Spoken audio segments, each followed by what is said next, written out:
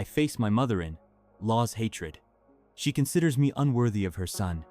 She humiliates me, ignores me, and manipulates every situation, trying to destroy our marriage.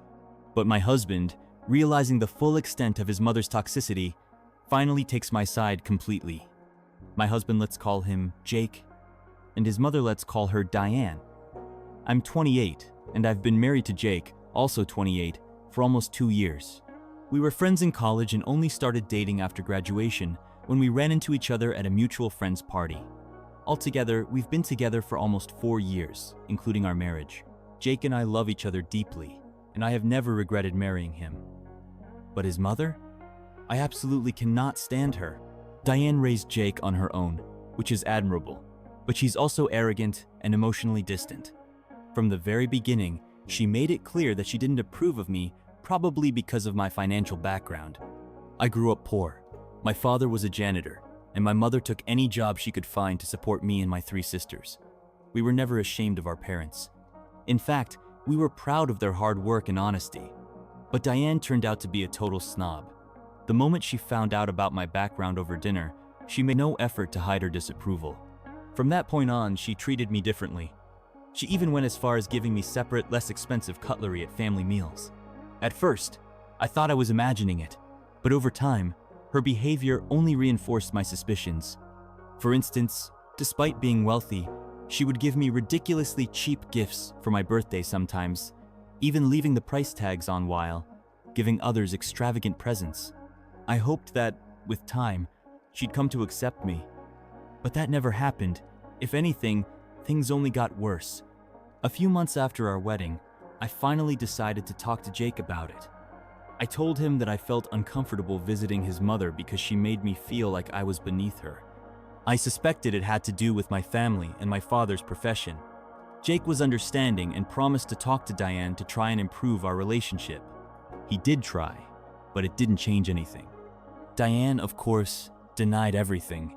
She even started crying, swearing that she had always treated me warmly and that my accusations were completely unfounded. That only made me trust her even less. It became clear she was trying to manipulate us. I told Jake that I appreciated his efforts, but I still didn't feel comfortable around her. We decided that he would continue seeing his mother, but I would keep my distance and only meet her when I felt ready. He didn't cut her off, but he did put some space between them, and I knew she hated me for it. After our wedding, I didn't have much choice but to accept the situation. Diane and I only saw each other at family gatherings, and we avoided each other the rest of the time. It wasn't ideal, but it worked for a while. Then, a few days ago, she sent me a message around noon, inviting me to her upcoming 50th birthday celebration. She asked me to come a few hours early, saying she wanted to mend things between us. She admitted that I had been right about her, and that she had treated me badly in the past. She claimed she wanted to make things right. I believed her. I showed up early, genuinely happy that she was finally accepting me as part of the family. But of course, I should have known better. The moment I arrived, she told me to wait in the kitchen. It felt odd, but I did as she asked. A few minutes later, she came back with the catering staff and introduced me as the maid. Then, she recorded the whole thing on video. I was in complete shock. Even for her, this was a new low. And to make it worse, she was laughing like it was the funniest joke in the world. The other people in the room looked uncomfortable, but no one said anything. I was so humiliated that I started crying. I stormed out of the house, got in my car, and drove straight home. Before I left, I had texted Jake to let him know I was going to see Diane, but he was busy at work and hadn't seen my message yet. He was planning to arrive at the party right when it started. When I got home, the empty house made me feel even worse. I collapsed onto the bed and cried until I fell asleep. A few hours later, I woke up to find Jake sitting on the bed next to me, furiously typing on his phone. When I asked why he wasn't at the party, he showed me a video Diane had posted the footage online. She had cut the clip right before I started crying, making it seem like an innocent prank rather than a cruel humiliation. But it was obvious what her intention had been to make me look ridiculous. I broke down crying again. Jake told me not to worry. He was already doing everything he could to have the video taken down, and he promised me one thing, that he would make Diane regret what she had done. She wasn't answering his calls or messages, likely busy entertaining guests at her party, but he knew she'd call him soon, wondering why he wasn't there. And when that moment came, he promised to give her a lesson she'd never forget. And trust, Mia kept that promise. But damn, that was brutal. Jake ended the call by threatening to sue Diane for what she had done to me. After that conversation, he apologized to me over and over again, saying he should have done more when I first told him how uncomfortable she made me feel. Honestly, I didn't blame him. When I first brought it up, I had downplayed the situation myself, making it seem like it wasn't a big deal. So, of course he didn't take it seriously. I also never told him about all the other incidents that had bothered me, and Jake isn't exactly the most observant person. He just didn't notice. I couldn't fault him for not cutting ties with his mother when he had no idea just how awful she could be. But after what happened at the party, I finally told him everything, and he was furious. He said I should have told him sooner, and he was right. I really should have. He swore that if he had known, he never would have let it get this far. He also apologized for being so oblivious and not realizing how badly his mother was treating me. After we talked, he called his lawyer to see if there was any legal action we could take against Diane for what she had done. Unfortunately, we couldn't sue for emotional distress, since there were no physical consequences. And even if we tried, it would likely be a waste of time. I told Jake it wasn't necessary, I just wanted to cut her out of our lives. But he said that wasn't enough. He wanted to teach her a lesson. I could see how angry he was on my behalf, and honestly, I loved him even more for it. So, I didn't stop him. That night, he didn't take any action. But the next morning, he told me he had contacted his mother and given her 3 days to issue a public apology not just to me, but to my entire family. And it had to be a video. If she refused, he promised to make sure that every one of her business associates knew exactly how she had treated me. Diane had spent years building a reputation as a successful female entrepreneur. But her behavior? It wasn't exactly in line with that image. Jake said this was the only way to make sure she never pulled something like this again, that she never messed with me or anyone else the way she had. But I wasn't comfortable with it. Was I wrong for letting my husband go against his own mother like this? So, I decided to talk to him again. Update number 1. As many of you suggested, I sat down with Jake after he got home from work and told him how I felt. I understood that Diane was the one at fault here, but I didn't want to sink to her level. I told him that forcing an apology out of her meant nothing, it would just be for show. She wouldn't mean it. So, what was the point? I asked him to drop it, to tell her that we didn't need any apology, that she could do whatever she wanted as long as she left us alone. To my surprise, he didn't argue. Instead, he broke down crying. I had to comfort him for a few minutes before he could even explain what had upset him so much. As many of you guessed, he had been trying to make up for his guilt for not taking the situation seriously from the start. For not stepping in when I first told him about Diane. And I realized I had played a part in that too. I had been so desperate to earn her approval, to make her accept me, that I had kept quiet about how much she actually hated me. But when Jake saw that video, the one that had already been taken down by then, he finally understood how deep Diane's issues ran, and he felt horrible. He had been channeling all that guilt into trying to get revenge on her instead of actually listening to what I wanted. Our conversation helped him see that he was making the same mistake all over, again not considering my feelings. Maybe it's made worse by the fact that I'm a pretty passive person. I've never been good at standing up for myself, but we talked it through, and he got it. He texted Diane, telling her that no apology was needed because he simply didn't want anything to do with her anymore. And that was it. Honestly, I'm proud of us. We handled this in a way that made it clear we were fighting the problem, not each other. Jake and I care deeply for each other, and I think that's why it was so hard for us to talk about the biggest issues between us. We need to work on that. So, we've decided to see a marriage counselor. It's obvious we need it. I've already started looking for a therapist, and I hope we'll be able to start working on our relationship within the next week. I never want to feel the way I felt a few days ago ever again, and I am beyond relieved that Jake has finally cut Diane off, because I don't think I could have seen her again without wanting to knock the smugness right off her face. I won't do it, but I sure as hell hope somebody else does. Update number 2. It's been a week since the party, and Diane hasn't reached out to us at all. After Jake gave her the ultimatum and then later retracted it, she didn't even bother to respond. That was suspicious. Diane isn't the type to just let things go. We knew she was planning something. But as the days passed without incident, we started to relax. Maybe, just maybe, she had finally given up. We were wrong. Today, she showed up at our house unannounced and unwelcome. And she wasn't alone. She brought her lawyer. When I opened the door, she walked right past me without so much as a glance, as if I wasn't even there.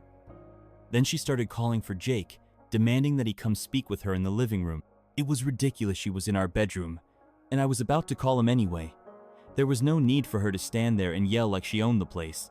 When Jake finally walked in, Diane ordered him to sit down. That pissed both of us off. This was our home, and she was acting like she was in charge. Jake told her he'd do whatever he damn well pleased, and right now, he had no interest in talking to her. He told her to leave and take her lawyer with her because, frankly, he wasn't scared of whatever legal stunt she was trying to pull. But Diane wasn't backing down. She insisted that he sit because, according to her, he'd want to hear what she had to say. I told Jake to just listen so she could get it over with and leave. Whatever she had planned, we might as well hear it now instead of wondering what kind of mess she was cooking up. So Jake sat, and I sat next to him right beside him to make it crystal clear who was in charge here. She could ignore me all she wanted, but this was our house, and she needed to remember her place. Still, she acted like I didn't exist. She signaled to her lawyer, who stepped forward and began reading from a document she had prepared. And that's when we learned just how low she was willing to go. She wanted Jake to divorce me. If he refused, she would cut him out of her will completely and donate her entire estate to other family members, employees, and charities. The lawyer read out a long list of properties and assets, likely meant to intimidate Jake, to make him reconsider what he stood to lose. But the whole time, Jake looked bored. He was absent-mindedly twisting my wedding ring around my finger, barely even listening. When the lawyer finished, Diane smirked and asked Jake if he had thought about what he was going to do now. She reminded him that if he stayed with me, he could say goodbye to her fortune forever. And that's when Jake stood up, walked over to his mother, and hugged her. Then he whispered in her ear, "Goodbye, Mom." The way her smug expression twisted into pure shock was priceless. I couldn't hold back my laughter. And that's when she finally acknowledged my existence. She turned on me like a storm, screaming at me to shut up, calling me every nasty name in the book. I won't even repeat half the things she said. I didn't respond. I acted like I couldn't even hear her, because I knew that would infuriate her even more. Even Jake didn't argue with her. When she kept screaming at me, he just said, "Let's go to our room. This might take a while," completely ignoring her meltdown.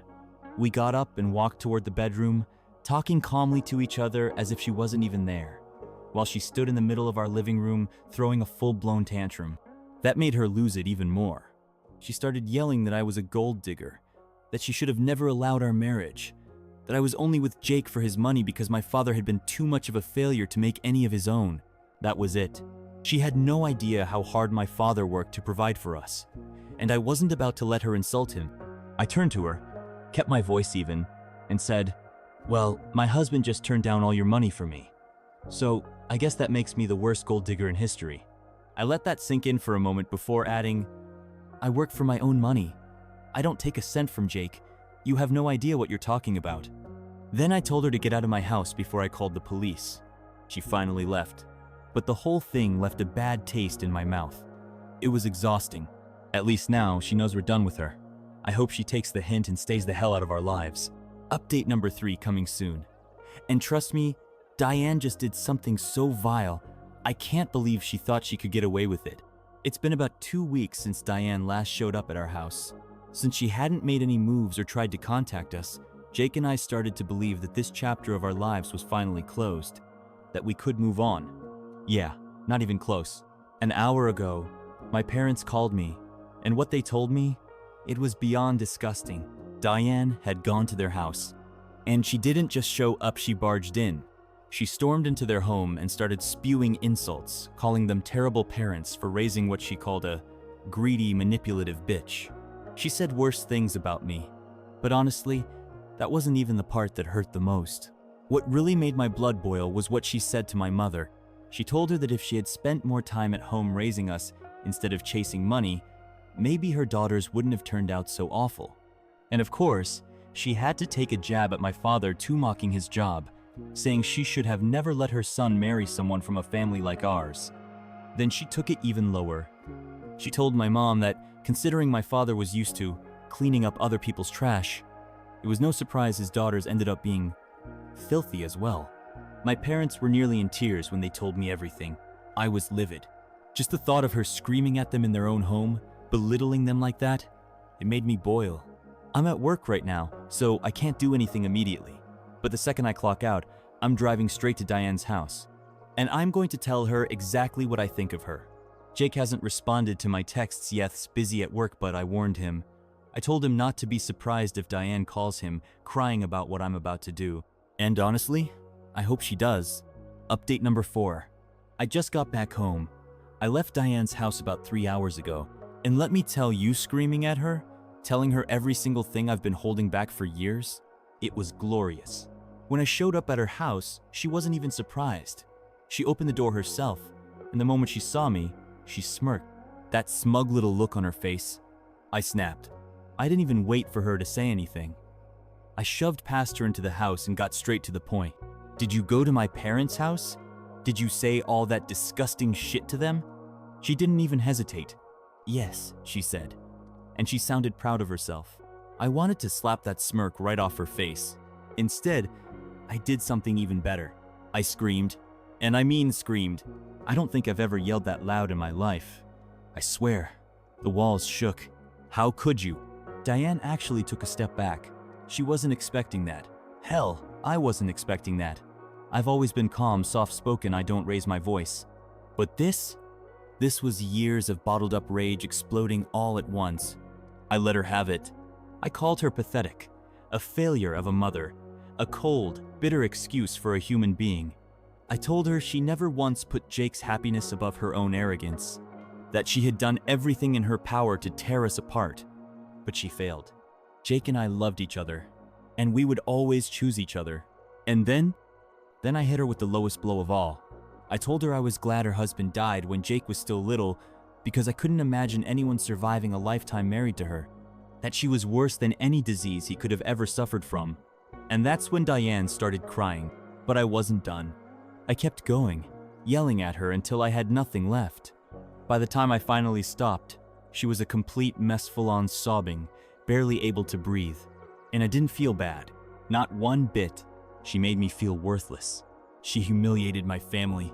She screamed at my parents who had done nothing to deserve her cruelty. She deserved this, so when she finally broke down, I just walked out of her house and drove home. An hour later, Jake came home early from work.